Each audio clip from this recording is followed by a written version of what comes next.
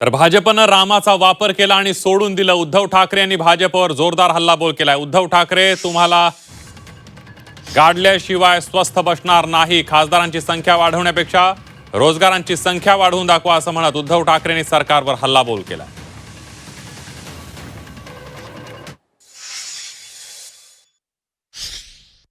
पण हे किती यांची म्हणजे काय त्याला शब्दच आता कोणता वापरावा कळत नाही.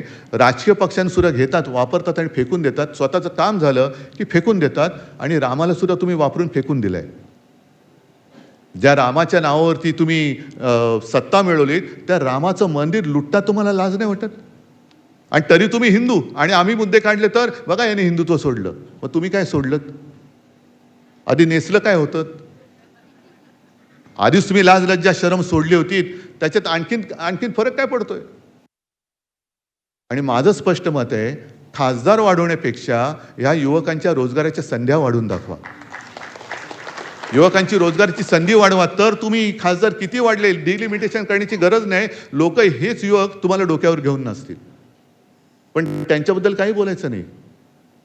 ह्याचं कारण असं की आताचं हे सरकार आहे, तुम्ही बोललात ना, मला वाटतं ज्ञानेशजी, वापरा आणि फेका.